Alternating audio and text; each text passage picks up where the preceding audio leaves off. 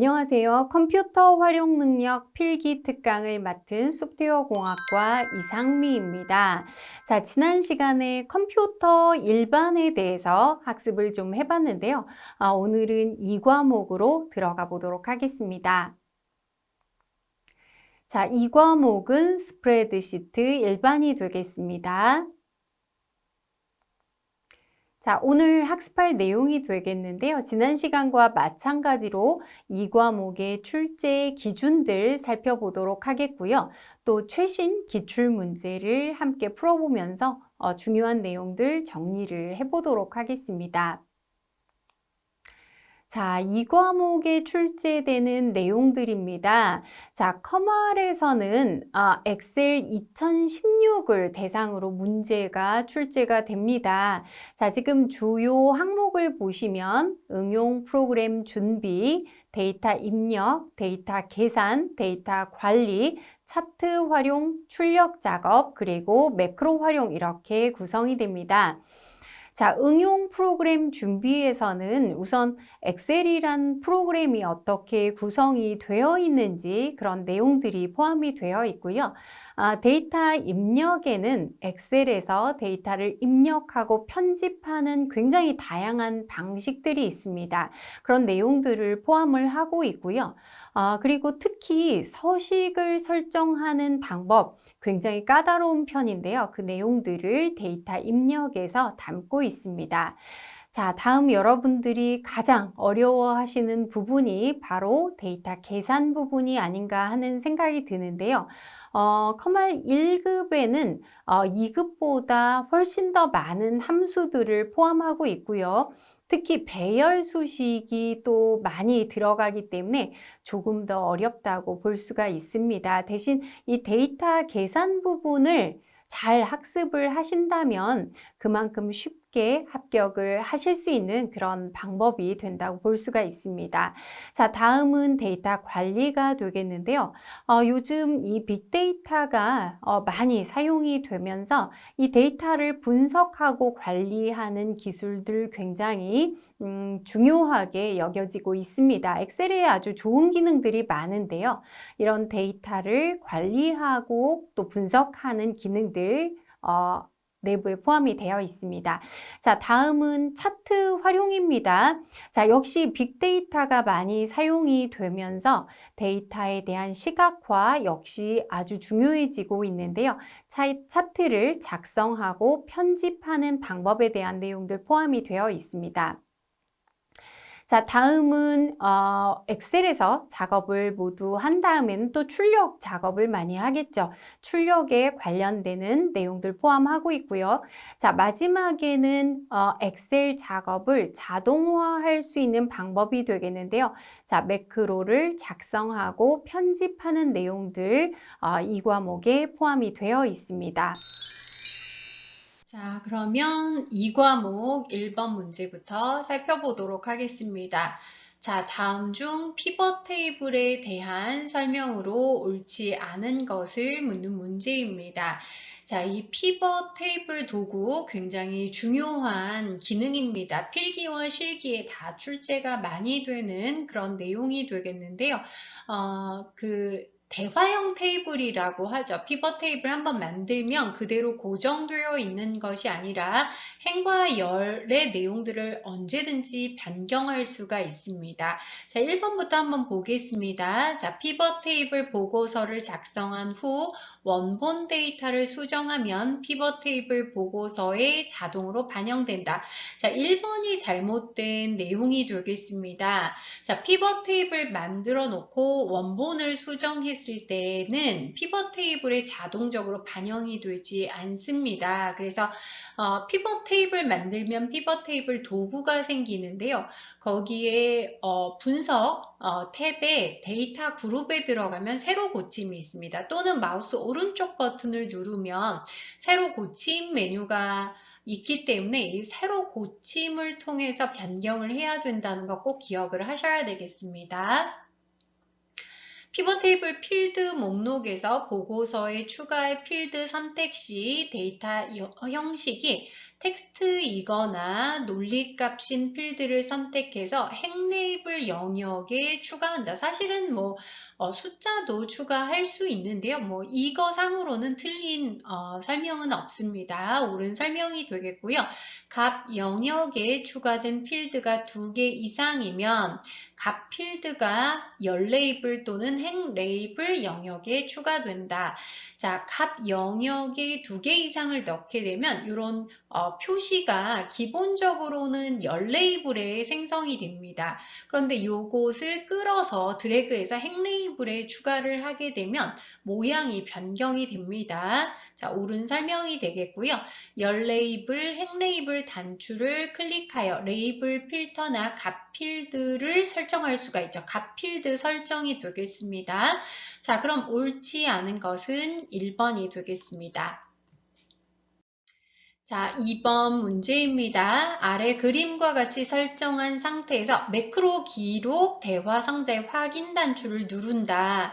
A의 2번부터 A의 6번 범위를 선택한 후에 글꼴 스타일을 굵게 지정하고 기록 중지를 눌러서 서식 매크로의 작성을 완료했다 라고 했는데요. 지금 이 그림을 잘 보시면 가장 중요한 게 상대 참조로 기록하는 이 버튼이 눌려져 있다는 것입니다. 자, 매크로는 기본적으로는 절대 참조로 기록이 됩니다. 절대 참조로 기록이 되기 때문에 실행할 때와 동일한 범위에 실행이 되는 거죠. 기록할 때와 동일한 범위로 실행이 되는데요. 자, 만약에 이렇게 상대 참조로 기록이 되면 현재 선택한 셀에 따라서 달라질 수 있습니다. 그러니까 지금 작성할 때 지금 이렇게 A의 1번이 선택된 상태에서는 A2부터 A6까지 자, 요 범위에 지금 서식이 변경됩니다. 근데 지금 C의 1번 셀을 선택했다면 어디가 변경될까요? 바로 이 부분이 되겠죠. C의 1번부터 C의 2번부터 C의 5번까지가 변경이 5번이 아니라 6번이네. 6번까지가 변경이 되겠죠. 자, 그래서 지금 옳은 것을 묻고 있는데요. 1번에 A2부터 A6번이 변경된다 잘못됐죠? A1번만 굵게 된다 이것도 잘못되었고요.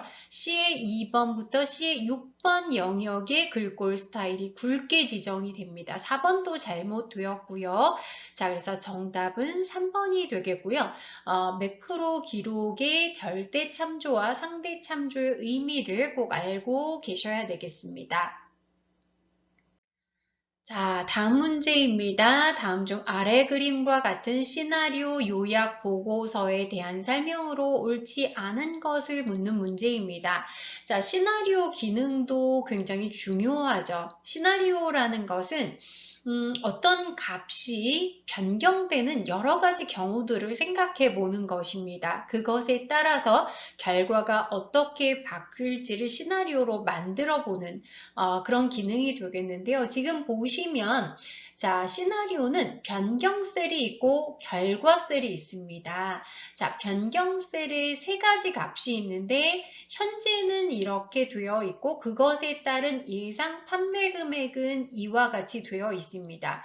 근데 이것을 호황일 때 값이 이렇게 변경이 되고 또 불황일 때 이렇게 변경되는데 자, 이것에 따라서 예상 판매 금액이 어떻게 될지 시나리오를 만드는 거죠. 그래서 지금 보시면 호황과 불황의 2개의 시나리오가 있습니다. 그래서 1번에 보시면 호황, 불황 2개의 시나리오로 작성한 시나리오 요약 보고서가 새 워크시트에 표시되는 것이 맞습니다. 자, 원본 데이터에 냉장고 판매, 세탁기 판매, 예상 판매 금액으로 이름을 정의한 셀이 있다라고 했는데요. 기본적으로 이름 정의를 하지 않으면 이와 같이 주소로 표시가 됩니다. 자, 근데 주소로 표시되면 좀 이해하기가 어렵겠죠? 그래서 이름을 이와 같이 정의할 수 있습니다. 지금은 냉장고 판매, 세탁기 판매, 예상 판매 금액 이렇게 3가지의 이름이 들어간 것을 알 수가 있습니다. 자, 원본 데이터에서 변경 셀의 현재 값을 수정하면 시나리오 요약 보고서가 자동으로 업데이트 된다. 그러니까 원본의 값과 지금 만든 시나리오 요약이 연결이 되어 있는지를 묻는 것인데요. 연결이 되지 않습니다. 그래서 원본이 바뀌어져도 시나리오 요약 보고서는 변경이 되지 않습니다. 3번이 지금 잘못된 설명이 되겠습니다. 시나리오 요약 보고서 내 모든 내용 수정 가능합니다. 그냥 고칠 수가 있고요. 여기에 설정되어 있는 윤곽도 지울 수가 있습니다. 자, 옳지 않은 것은 3번이 되겠습니다. 자, 다음 4번 문제 보겠습니다. 고급 필터에 대한 문제이고요. 고급 필터 굉장히 중요한 기능입니다. 필기와 실기에 모두 출제가 되는 내용인데요. 다음 중 아래 시트에서 사원명이 두 글자이면서 실적이 전체 실적의 평균을 초과하는 데이터를 검색한다. 지금 이면서라고 했으니까 앞의 조건과 뒤의 조건이 AND로 연결되는 것을 의미합니다. 자, AND로 연결될 때는 두 개의 조건이 같은 행에 존재해야 되죠. 네 가지 모두 다 같은 행에 들어 있습니다. 자, 우선 첫 번째는 사원명이 두 글자라고 있습니다. 글자 수가 정해져 있는데요. 자, 그럼 사원명이 두 글자인 것은 어떻게 지정할 수 있냐면 자, 우리 와일드카드라는 게 있죠. 만능 문자라고 하는데 물음표가 바로 한 글자를 의미합니다. 그래서 물음표를 두 번 지정하면 되겠고요. 자, 와일드카드에 별표가 있는데 이것은 글자 수와 상관이 없습니다. 그래서 물음표가 두 개 들어간 것을 선택해 주시면 되겠고요. 그 다음 두 번째는 실적이 전체 실적의 평균을 초과한다고 했으니까 지금 현재 첫 번째 실적은 B의 2번 셀에 들어있고요. 자, 이 값이 B2, B3, B4 이렇게 바뀌어야 되니까 주소는 달러 B2가 되겠죠? B는 고정되고 행만 바뀌도록 그래서 달러 B의 2번 셀이 전체 평균, 에버리지가 되겠죠? 에버리지를 초과한다니까 크다가 되겠습니다. 자, 그런데 여기에서 중요한 것은 뭐냐면 이와 같이 수식, 함수를 이용해서 이렇게 수식을 조건으로 지정할 때는 절대로 이 부분에 원래 필드명을 쓸 수가 없다는 거 꼭 기억하셔야 되겠습니다. 그래서 두 번째 조건에 지금 실적이라고 들어간 것은 무조건 다 틀리다는 거죠. 그럼 1번과 4번이 남는데 4번의 경우에는 여기 만능 문자로 별표를 이용하는 것은 안 된다고 설명을 드렸습니다. 자, 그러면 정답은 1번이 되겠습니다. 자, 다음 5번 문제입니다. 다음 중 데이터가 입력되어 있는 연속된 셀 범위를 선택하는 방법으로 옳지 않은 것. 자, 데이터가 이미 입력이 되어 있을 때 연속된 셀 범위를 선택한다고 했습니다. 우선 첫 번째 셀 클릭하고 Ctrl Shift 방향키를 누르면 값이 입력된 곳까지 영역이 확장이 됩니다. 1번 옳은 설명이 되겠고요. 자, 2번 제일 많이 사용하는 방식이죠. 첫 번째 셀 클릭하고 Shift를 누른 상태에서 마지막 셀을 클릭해주면 됩니다. 자, F8키를 누른 다음에 방향키, 화살표 키를 눌러서 선택 영역 확장할 수도 있습니다. 첫 번째 셀을 클릭한 후에 컨트롤 키를 누르고 방향 키를 누르면 선택 영역이 확장되는 게 아니라 해당 방향으로 연속된 마지막 셀로 이동을 합니다. 자, 그러면 4번과 같이 지정을 하면 안 되겠죠. 자, 그럼 이런 것들은 한번 해보시면 금방 이해하실 수가 있습니다. 정답은 4번이 되겠습니다. 자, 다음 문제입니다. 다음 중 외부 데이터 가져오기 기능에 대한 설명으로 옳지 않은 것을 묻는 문제입니다. 외부 데이터 가져오기라는 것은 외부 파일로 존재하는 데이터, 예를 들면 텍스트 파일도 되겠고요. 액세스에서 만든 것도 되고 엑셀에서 만든 것도 가능합니다. 이런 것들을 엑셀로 가져올 수 있는 기능이 되겠습니다. 자, 필기, 실기 모두 잘 출제가 되는 내용입니다. 옳지 않은 것 찾아보겠습니다. 자, 텍스트 파일은 구분 기호나 구분 기호라는 것은 뭐 기본적으로 탭이나 또는 공백도 되고요. 그 다음에 또 쉼표도 많이 사용하고 기타 사용자가 정한 기호들도 있을 수 있는데요. 자, 이렇게 분리되거나 아니면 구분 기호가 없을 때 일정한 너비로 분리된 모든 열을 엑셀로 가져오는 기능입니다. 그런데 일부 열만 가져올 수는 없다. 그러니까 가져오기를 수행하면서 일부 열을 선택해서 제외시킬 수 있는 기능이 들어 있습니다. 요거 지금 잘못된 설명이 되겠습니다. 액세스 파일은 표, 피벗 테이블, 워크시트의 특정 위치 등으로 다양하게 불러올 수 있다. 불러오는 방법입니다. 옳은 설명이 되겠고요.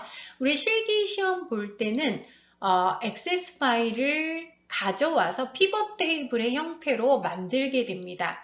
자, 웹상의 데이터, 웹상의 파일들도 가져올 수 있습니다. 일부를 워크시트로 가져오고 새로 고침을 이용해서 최신 데이터로 업데이트할 수도 있습니다.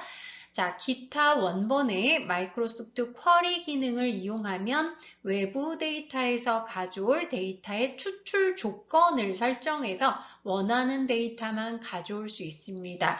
자, 쿼리를 수행하게 되면 필드를 선택할 수도 있고 조건을 지정할 수도 있습니다. 자, 그럼 옳지 않은 것은 1번이 되겠습니다. 자, 다음 문제입니다. 다음 중 찾기 및 바꾸기, 대화 상자에 대한 설명으로 옳지 않은 것을 묻는 문제입니다. 자, 엑셀에서는 찾기나 바꾸기 기능을 이용해서 이미 시트 안에 있는 내용들을 찾아내거나 또는 다른 내용으로 바꿀 수가 있습니다. 굉장히 유용한 기능인데요. 자, 이 안에 와일드카드, 만능 문자를 사용할 수도 있습니다. 자, 1번에 보시면 찾을 내용의 별표, 수정 별표. 자, 요게 무슨 의미냐면 수정이 포함된 모든 셀을 의미합니다. 자, 수정이라는 게 포함된 모든 셀에 바꿀 내용을 별표, 변경 별표, 요거 좀 주의하셔야 되겠네요. 여기에서는 와일드카드의 의미가 아닙니다. 이거는 별표, 변경, 별표로 바꾸라는 의미입니다. 그러니까 수정이 포함된 것을 별표, 변경, 별표로 바꿔라 라는 그런 의미가 되겠습니다. 자, 그럼 수정이라는 모든 글자가 별표, 변경, 별표로 바뀔까요? 수정이라는 모든 글자가 아니라 수정을 포함한 것. 자, 수정이 포함되어 있으면 무조건 별표, 변경, 별표로 바꾸게 됩니다. 조금 혼동이 되실 수 있는데 1번 잘못되었고요. 자, 이와 같은 수식을 검색합니다. 그런데 이렇게 별표를 쓰면 와일드카드로 인식을 하겠죠. 그래서 이 와일드카드 자체를 별표나 또는 물음표를 찾을 때는 자, 앞에 이렇게 물결 표시를 사용하게 됩니다. 자, 그럼 요 별표를 찾겠다라는 그런 의미가 되겠죠. 자, 2번 옳은 설명이고요. 찾을 내용과 바꿀 내용은 입력하지 않고 찾을 서식과 바꿀 서식으로 설정할 수 있다. 서식을 바꿀 수도 있다는 것입니다. 자, 셀 포인터 위치를 기준으로 앞에 위치한 데이터를 찾으려면 Shift 키를 누른 상태에서 다음 찾기를 클릭한다. 이것도 많이 출제가 되는데요. 다음 찾기를 하게 되면 뒤쪽으로 이동하는데 Shift를 누르면 반대 방향으로 이동이 됩니다. 옳은 설명이 되겠죠? 자, 그럼 옳지 않은 것은 1번이 되겠습니다. 자, 다음 문제입니다. 다음 중 엑셀에서 날짜 데이터 입력에 대한 설명으로 옳지 않은 것을 묻는 문제입니다. 자, 엑셀에서는 날짜 데이터와 시간 데이터도 숫자의 형태로 활용이 됩니다. 그래서 굉장히 중요하다고 볼 수가 있는데요. 특히 날짜를 입력할 때는 하이픈이나 슬래시로 구분을 하게 됩니다. 날짜 데이터는 하이픈이나 슬래시를 이용해서 연월일을 구분하게 됩니다. 예를 들어서 2021년 12월 25일이다. 이렇게 하이픈으로 하거나 또는 두 자리로 써도 상관없습니다. 슬래시로 이렇게 구분해서 입력을 해야 되고 연월일을 넣으면 텍스트로 인식을 하게 됩니다. 자, 옳은 설명이죠. 날짜의 연도를 생략하고 월 1만. 자, 이렇게 12월 25일 이렇게 넣어도 되는데요. 이렇게 되면 자동으로 현재 연도가 추가가 됩니다. 옳은 설명이고요. 날짜의 연도를 두 자리로 입력할 때 연도가 30 이상이면 1900년대다. 자, 그러니까 이렇게 30년 1월 1일 이렇게 넣게 되면 1930년으로 인식을 하게 됩니다. 근데 29 이하일 때 29년 1월 1일 하면 1900년대가 아니라 2029년으로 인식을 하게 됩니다. 여러분들이 이렇게 입력을 해보시면 이와 같이 변경되는 것을 확인하실 수가 있습니다. 자, 컨트롤 쉬프트 세미콜론을 누르면 날짜가 입력되는 것이 아니라 현재 시간이 입력됩니다. 자, 날짜 입력하시려면 컨트롤 세미콜론을 눌러주시면 되겠습니다. 자, 해보시면 되겠죠? 자, 그럼 옳지 않은 것은 4번이 되겠습니다. 자, 다음 9번 문제입니다. 빠지지 않고 출제되는 것이 바로 차트 문제입니다. 자, 아래 차트에 대한 설명으로 옳지 않은 것 찾아보겠습니다. 자, 열 옵션에서 간격 너비가 0%로 설정되어 있다. 이거 정말 잘 나오는 유형입니다. 자, 이 간격 너비하고 계열 겹치기라는 거. 자, 요거 아주 잘 출제가 됩니다. 그래서 계열 겹치기라는 것은 뭐냐면, 자, 지금 여기에서 이 막대 종류가 세 가지인데요. 자, 요 파란 막대 하나를 데이터 계열이라고 얘기합니다. 그러니까 파란 막대, 그 다음 뭐 주황색 막대, 회색 막대 이렇게 세 개의 데이터 계열이 존재하고 있는데요. 자, 이 막대의 계열 겹치기 값을 증가시키게 되면 막대가 이렇게 겹쳐집니다. 겹쳐서 나타나게 되죠. 자, 이걸 설정하는 건데요. 지금은 계열 겹치기가 0으로 되어 있기 때문에 막대가 서로 겹쳐지지 않습니다. 근데 여기에서 설명하고 있는 간격 너비라는 것은 요 간격을 의미합니다. 만약에 간격 너비가 0으로 되어 있다면 이 사이에 간격이 없어지겠죠. 0이니까. 그런데 여기서는 양수의 값으로 지정이 되어 있는 것 같습니다. 자, 그래서 요거는 잘못된 설명이 되겠죠. 계열 겹치기가 0으로 되어 있습니다. 1번 잘못되었고요. 범례 표지 없이 데이터 표가 표시되어 있다. 자, 범례는 표지를 넣게 되면 여기에 파란색, 주황색 이렇게 표시가 나타납니다. 범례 표지가 없는 게 맞고요. 1월, 2월, 3월 계열의 오차 막대, 지금 보시면 이런 형태의 오차 막대가 표시되어 있습니다. 옳은 설명이고요. 1분기 합계 계열은 보조축. 자, 오른쪽에 있는 축을 보조축이라고 합니다. 자, 그래서 값들이 어떤 지금 1월, 2월, 3월과 합계는 좀 데이터 값이 다르겠죠. 합계라는 것은 1월, 2월, 3월을 모두 합친 거니까 훨씬 큰 값이 나타나야 됩니다. 자, 그래서 왼쪽에 기본축을 이용해서 1월, 2월, 3월 데이터를 표시하고 오른쪽에 보조축을 이용해서 합계를 표시하는 그런 형태가 되겠습니다. 자, 그러면 4번도 옳은 설명이 되겠죠? 자, 그러면 옳지 않은 것은 1번이 되겠습니다. 자, 다음 문제입니다. 자, 항상 좀 어려워하시는 문제가 서식 코드에 대한 문제인 것 같습니다. 셀의 사용자 지정 표시 형식으로 설정한 경우 입력 데이터와 표시 결과가 옳지 않은 것을 찾는 문제인데요. 이 서식 코드, 숫자를 표현하는 서식 코드는 0과 그 다음에 샵, 그리고 물음표가 있습니다. 자, 세 가지를 잘 구분하셔야 되는데 0이라는 것은 말 그대로 0 하나가 숫자 하나를 의미하는데요. 자, 만약에 0이라는 값이 있을 때에도 0으로 그대로 표시가 됩니다. 자, 유효하지 않은 0도 표시한다 라고 설명하게 되겠고요. 샵의 경우에는 자, 0만 입력이 되어 있을 때는 공백으로 표시가 됩니다. 아무것도 표시가 되지 않는다는 것이죠. 자, 이게 0과 샵의 차이입니다. 자, 그 다음 물음표의 경우에는 유효하지 않은 0의 경우에는 공백으로 표시를 하게 됩니다. 빈칸으로 이렇게 자리를 비워준다는 것이죠. 자, 그러면 지금 여기 보시면 샵이 사용이 됐고 요게 이렇게 나타나는 것은 분수로 표시하라는 것입니다. 그럼 값은 3.75인데요. 자, 3을 바로 이렇게 샵으로 표현하라는 것이고 0.75, 즉 0.75라는 것은 분수로 했을 땐 4분의 3입니다. 4분의 3을 표시하라는 것이죠.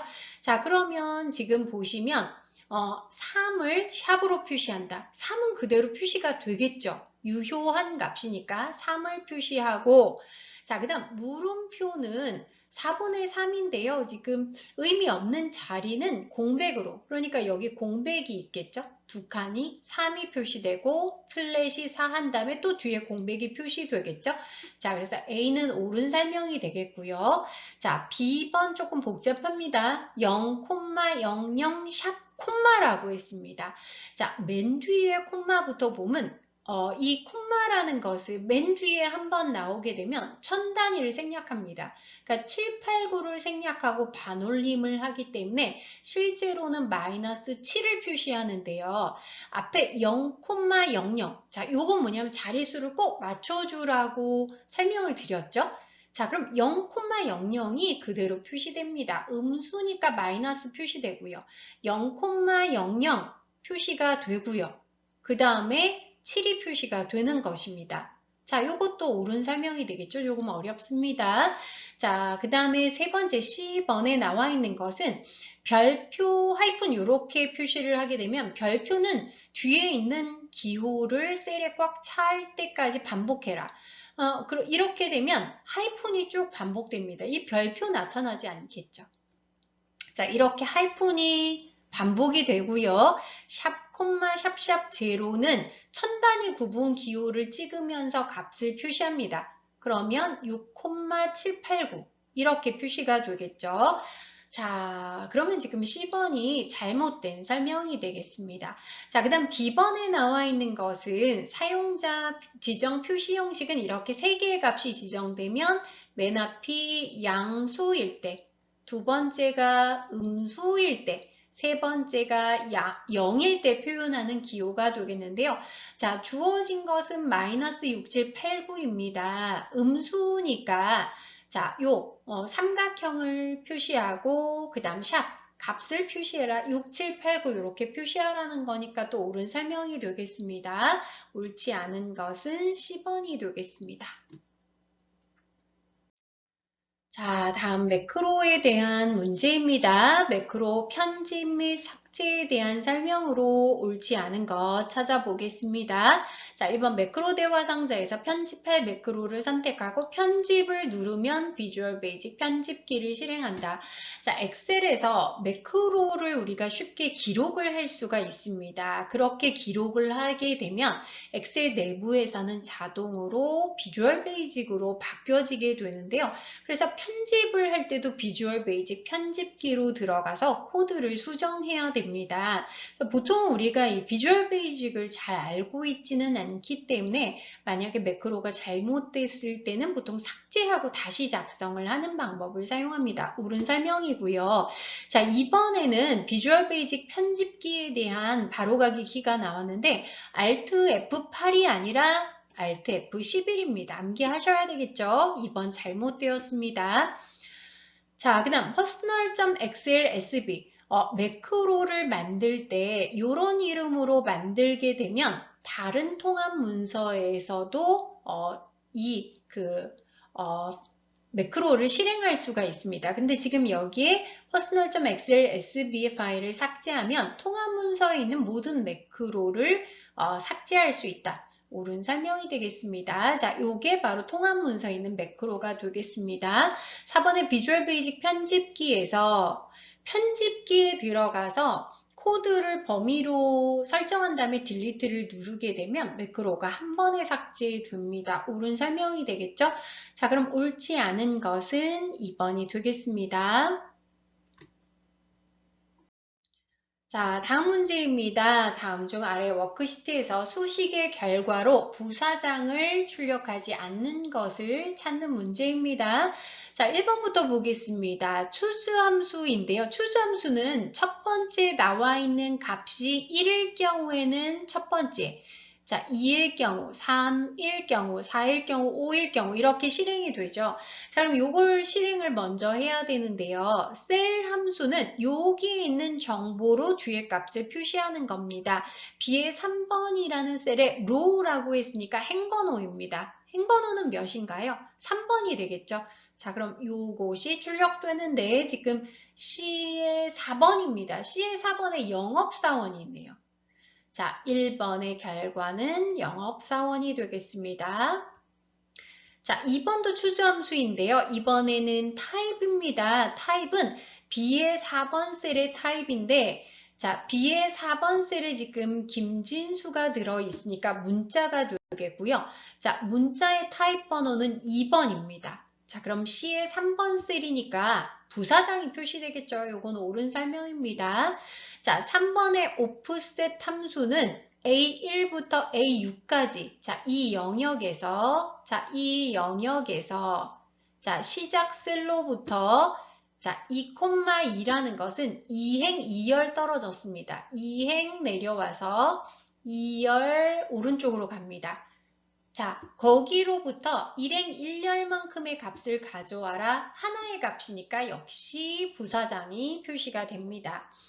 자, 다음 인덱스. 인덱스와 이 매치 조합도 굉장히 중요하죠. 매치부터 볼까요? 위치를 표현하는 거죠. A3. 자, A3에 102가 있는데요. 자, 이게 A2부터 A6까지 중에 몇 번째냐? 두 번째 들어있죠. 자, 그럼 이 값은 2입니다.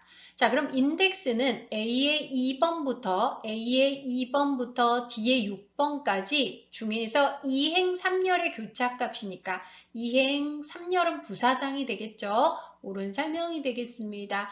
자, 그러면 부사장 출력하지 않는 것은 1번이 되겠습니다.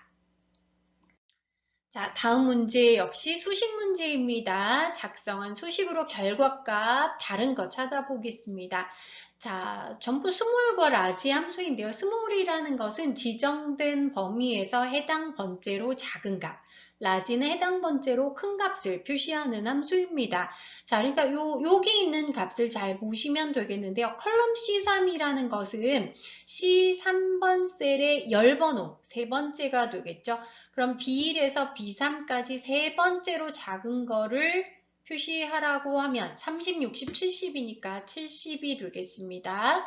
자, 그 다음에 요거는 에버리지인데 배열상수로 적혀 있습니다. 1, 2, 3, 4, 5의 평균은 3이 되겠죠? 3. 그러면 A1부터 B3까지. 자, 여기에서 세 번째로 작은 거 10, 20, 30이니까 이 값은 30이 되겠습니다. 자, 3번의 라지로 로우 함수입니다. 이건 행번호죠. A1의 행번호는 1이니까 A1에서 B3까지 첫 번째로 큰 값 70입니다.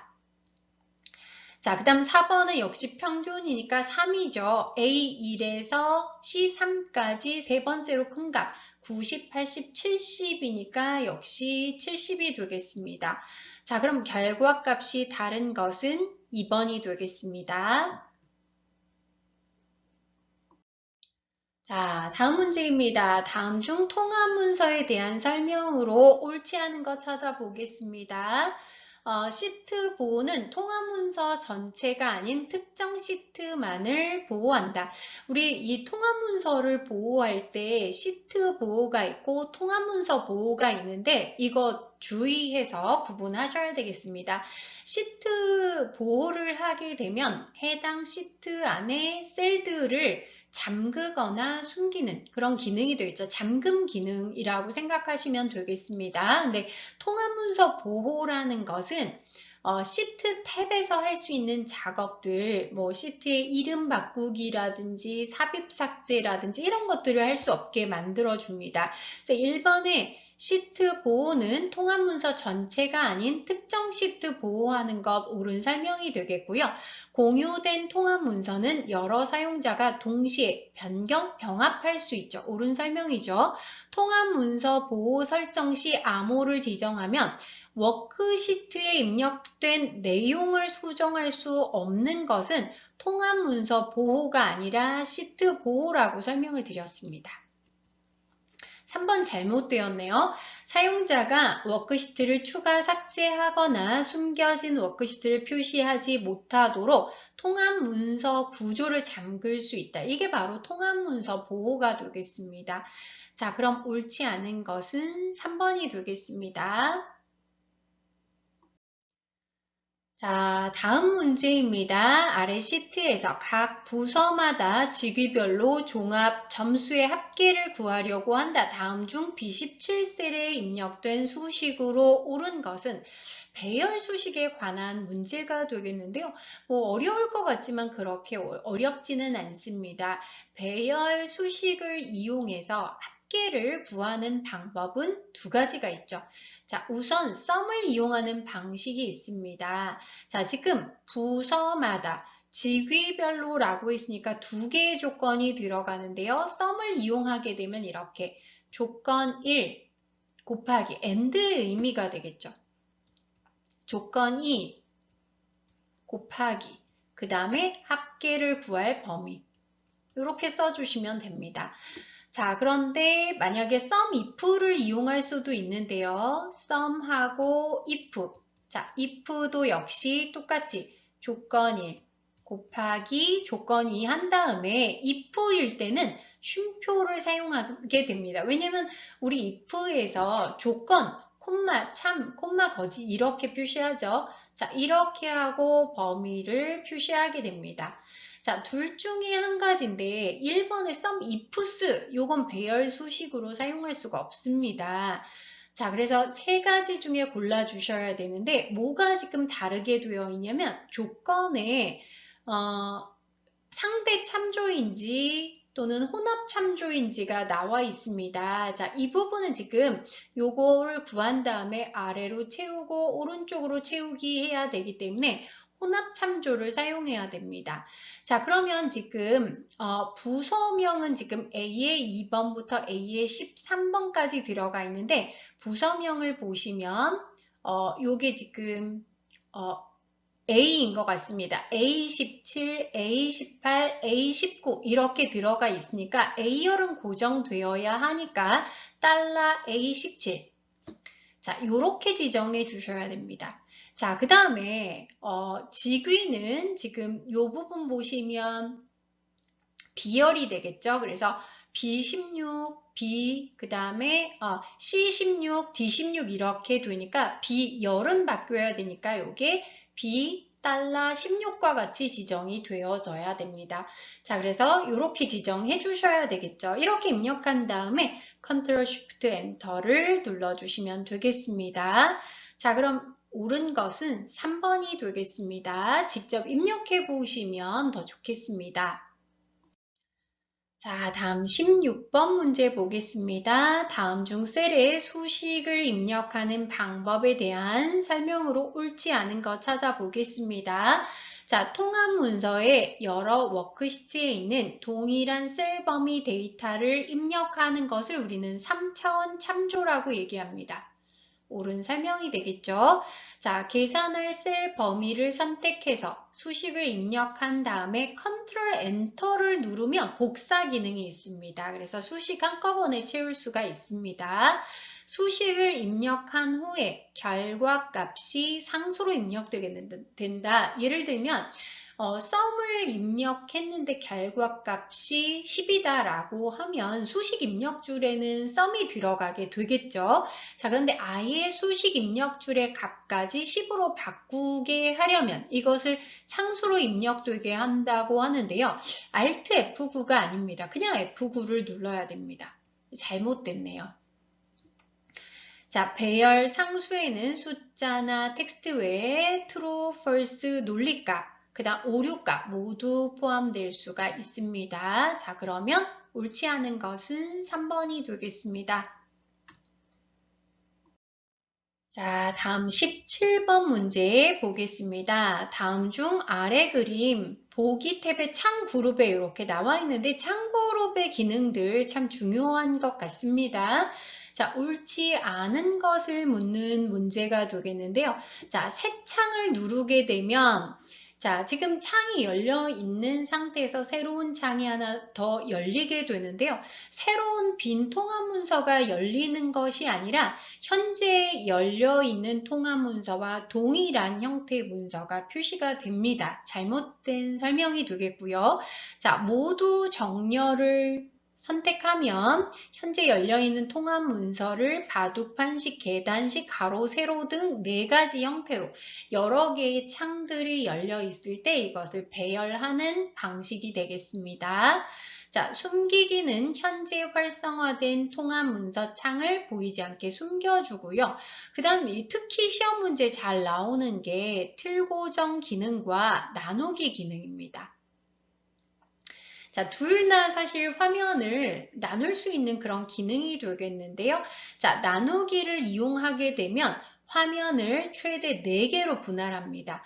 그러니까 2개로 분할하거나 또는 4개로 분할을 해서 자, 화면을 이렇게 분할하게 되면 여기 스크롤해서 멀리 있는 것을 뭐 예를 들면 여기 A열, 여기는 Z열 한꺼번에 원래 볼 수 없죠. 근데 나누기를 하게 되면 사이를 이렇게 스크롤해서 자, 화면을 바꿀 수가 있습니다. 그러니까 여기에 표시되는 것과 여기에 표시되는 것을 다르게 만들 수 있다는 것이죠. 자, 옳은 설명이 되겠습니다. 자, 그러면 잘못된 설명은 1번이 되겠습니다. 자, 다음 문제입니다. 다음 중 엑셀의 상태 표시줄에 대한 설명으로 옳지 않은 것. 상태 표시줄은 화면 제일 하단에 위치하고 있죠. 화면의 상태를 표시하게 됩니다. 자, 상태 표시줄에서 워크시트 보기 상태를 기본 보기, 페이지 레이아웃 보기, 페이지 나누기 미리 보기 중에서 선택할 수가 있고요. 그 옆에는 확대 축소 슬라이더가 표시가 돼서 화면을 크게 확대하거나 작게 축소해서 볼 수가 있습니다. 자, 상태 표시줄의 바로가기 메뉴를 이용해서 셀의 특정 범위에 대한 이름을 정의할 수가 있다고 했는데요. 자, 이름을 정의할 때는 이름 상자에 입력을 한 다음에 엔터를 치거나 또는 수식 탭에 정의된 이름 그룹에 보면 이름 정의가 있습니다. 거기서 설정할 수 있고요. 상태 표시줄에 바로가기 메뉴에서 설정할 수가 있는 것이 있는데 뭐 합계라든지 평균이라든지 개수 이런 함수를 설정을 해서 만약에 숫자가 입력됐을 때 범위를 지정하면 바로 계산 결과를 볼 수 있는 그런 기능이 있습니다. 자, 4번의 상태 표시줄은 현재 작업 상태에 대한 기본적인 정보가 표시되는 곳입니다. 자, 옳지 않은 것은 3번이 되겠습니다. 자, 다음 문제입니다. 다음 중 차트 편집에 대한 설명으로 옳지 않은 것 찾아보도록 하겠습니다. 자, 차트와 연결된 워크시트의 데이터에 열을 추가하면 자동으로 반영되지 않는다. 자, 차트 이미 만든 다음에 원본에 열을 하나 추가를 한다는 것이죠. 자, 자동적으로 반영되지 않습니다. 옳은 설명인데요. 행을 추가하면 이것은 반영이 됩니다. 사이에 행을 하나 추가를 하면 이것은 차트에 반영이 됩니다. 자, 차트 크기를 조정하면 새로운 크기에 적합하도록 텍스트 크기 자동으로 조절됩니다. 자, 행이나 열을 숨겨도 차트엔 반영되지 않는다. 행이나 열을 숨기게 되면 바로 차트에 반영이 됩니다. 잘못된 설명이고요. 데이터 계열 순서 변경되면 범례 순서도 변경이 됩니다. 자, 옳지 않은 것은 3번이 되겠습니다. 자, 이 과목 마지막 문제입니다. 다음 중 엑셀의 인쇄 기능에 대한 설명으로 옳지 않은 것 찾아보겠습니다. 차트만 제외하고 인쇄하기 위해서는 차트 영역 서식에서 개체 인쇄 체크되어 있는 것을 해제하면 됩니다. 자, 시트에 표시된 오류 값을 제외하고 인쇄하려면 페이지 설정 대화 상자의 시트 탭에 들어가서 셀 오류 표시가 있는데요. 자, 요것을 뭐 공백으로 하거나 거기 나와 있는 다른 값을 지정할 수가 있습니다. 자, 인쇄 내용을 페이지 가운데에 맞춰서 인쇄하려면 페이지 설정 대화 상자에서 문서에 맞게 배율 조정, 이거 잘못됐고요. 여백 탭에 들어가면 페이지 가운데 맞춤이라는 항목이 있고 거기에 가로 세로를 체크해주면 가운데로 출력할 수가 있습니다. 자, 모든 페이지의 특정 행을 반복하려면 페이지 설정 대화 상자 시트 탭에 보면 인쇄 제목이 있고 반복할 행이 있습니다. 거기에서 열 레이블이 포함된 행의 참조를 지정하게 되면 반복해서 행을 지정할 수가 있습니다. 자, 옳지 않은 것은 3번이 되겠습니다. 자, 그럼 여기까지 이 과목 스프레드시트 일반에 대한 학습을 마치도록 하겠습니다. 자, 이제 다음 시간 마지막 시간이 되겠는데요. 3과목 데이터베이스 일반으로 들어가 보도록 하겠습니다. 다음 시간에 뵙겠습니다. 감사합니다.